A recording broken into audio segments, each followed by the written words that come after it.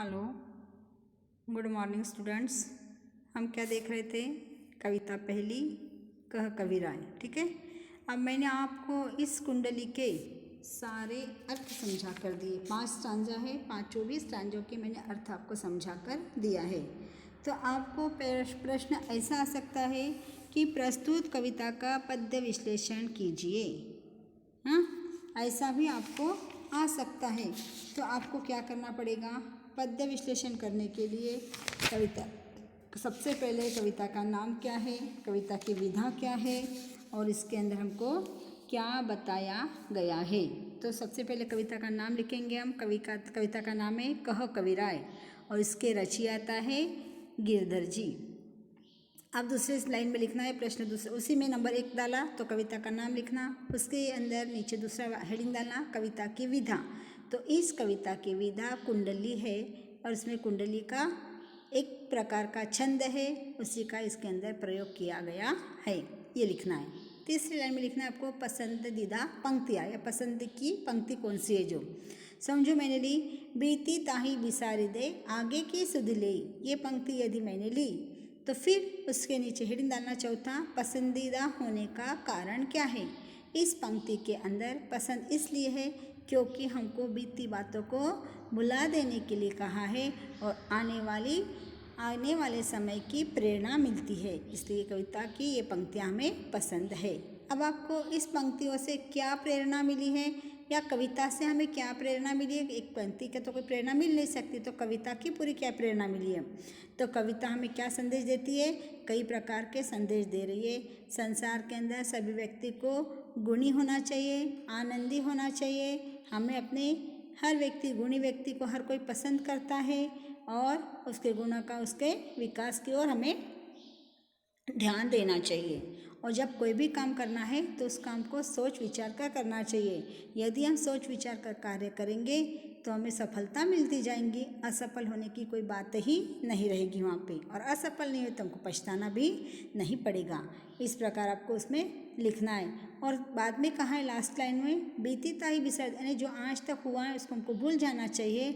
आज का समय और वर्तमान समय और भविष्य के समय की हमको चिंता करना है, और वर्तमान में यदि हम जिएंगे तो हमारे कोई प्रकार की दिक्कत नहीं होगी। और हमेशा हमको परोपकार की भावना रखनी है। जिस प्रकार नदी के अंदर हमारी नाव जा रही है तो नाव के अंदर पानी आ गया तो हम दोनों हाथों से निकाल कर फेंकते हैं, उसी प्रकार हमको दान देने की भावना होनी चाहिए। दोनों हाथों से हमें दान देना चाहिए, परोपकार की भावना होनी चाहिए। आवश्यकता पड़े तो सब कुछ न्यौछावर कर देने के लिए भी तैयार हो जाना चाहिए। और हमेशा हमारे को व्यवहार कैसा रखना है? साधा व्यवहार और विचार उच्च रखना है। आया समझ में? इस प्रकार इस पंक्तियों का पद्य विश्लेषण आपको करते आना चाहिए। ये प्रश्न आपके लिए 4 या 5 मार्क का होता है और ये 4-5 मार्क के प्रश्न के लिए आपको मार्क्स नहीं जाने देना है। ये पूरा प्रश्न आपको बहुत अच्छे ढंग से लिखना है। कोई भी पंक्ति आप लिख सकते हैं कि मुझे ये पंक्ति पसंदीदा पंक्ति है, और क्यों पसंदीदा है उसका कारण भी आपको उसमें देते आना चाहिए। समझ में आया? इस प्रकार से पद्य विश्लेषण के 4 मार्क्स होते हैं और चारों भी मार्क्स आपको मिलना ही चाहिए। समझ में आया? और लास्ट वाला एक हेडिंग देना इसको, पसंद, कविता पसंद होने का कारण, क्योंकि इस कविता के अंदर सारे नैतिक गुण हमको सिखाए हैं। सद्गुणों का विकास करना, सच्चे मित्रों की पहचान होती है, बीती असफलताओं को भूलकर नए आने वाले समय के बारे में हमको सोचना है, परोपकार और समाज सेवा की भावना हमारे मन में हमको रखना है, इसलिए ये कविता हमको पसंद है। ठीक है। इतना लिखकर इस कविता का अप्रिसिएशन जो दिया गया है उसको आप अच्छे ढंग से अच्छे मार्क मिलाने के लिए लिख पाओगे। और आपको दूसरा प्रश्न बताती हूँ मैं। अब इसमें आपको दिया है कृतियाँ पूर्ण कीजिए। पहला प्रश्न दिया है कृति पूर्ण कीजिए।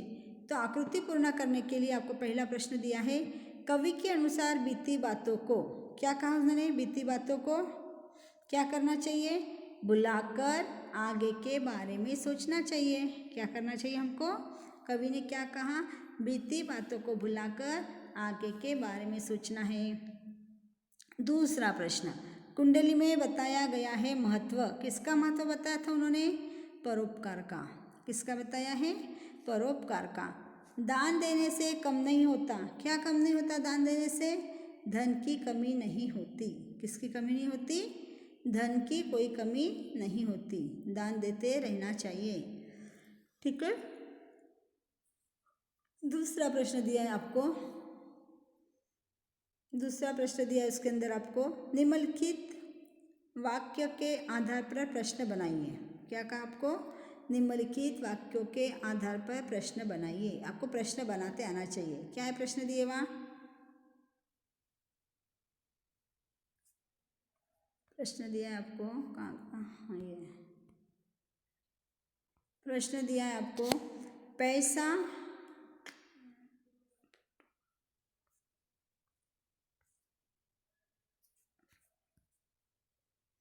हाँ, प्रश्न आपको दिया है, कुंडली से हमें प्रेरणा मिलती है कि हमें बीती बातें भुला देनी चाहिए। क्या करोगे आप? इसके ऊपर से आपको प्रश्न बनाना है, तो आप क्या लिखोगे? तो कुंडली से हमें क्या प्रेरणा मिलती है ना? ये हो गया उसका प्रश्न। जो बिना विचारे काम करता है उसे पछताना पड़ता है। बिना विचारे काम करता है उसे क्या करना पड़ता है? पछताना पड़ता है। प्रश्न चिन्ह देना। पानी में नाव भर जाने पर दोनों हाथों से उसे फेंकना चाहिए। पानी में नाव भर जाने पर उसे दोनों हाथों से क्या करना चाहिए? भर जाने पर क्या करना चाहिए? दोनों हाथों से फेंकना चाहिए। बड़ों का कथन है कि धनी लोगों का आचरण उचित रखना चाहिए। बड़ों का क्या कथन है? क्या आएगा प्रश्न? बड़ों का क्या कथन है? इस प्रकार से इन प्रश्नों के उत्तर आपको लिखना है। आया समझ में? अब हम देखेंगे इसी में वापिस कृति नंबर 1 दिया है आपके, इसमें आकृति पूर्ण कीजिए। कुंडली में बताया गया महत्व। कुंडली में बताया गया महत्व। किसका महत्व बताया कुंडली के अंदर? गुणों का। किसका महत्व बताया है? गुणों का। इन दोनों का एक रंग है। किसका दोनों का एक रंग है? कागा और कोकिला।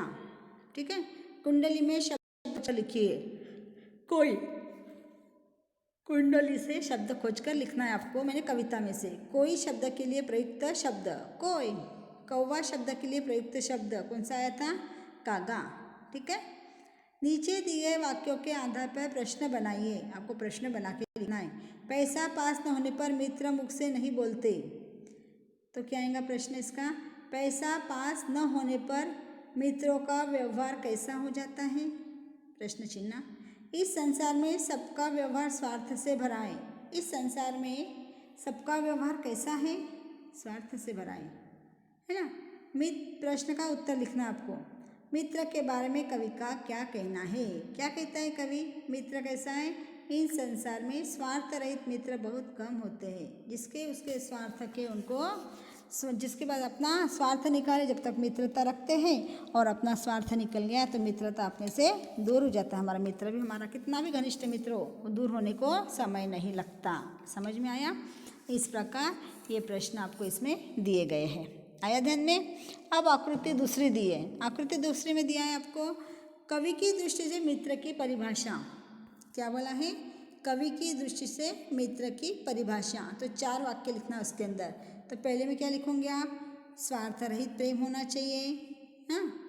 उसके बाद में साथ देने वाला होना चाहिए। धन से कोई मतलब नहीं रखना चाहिए। धोखा देने वाला नहीं होना चाहिए।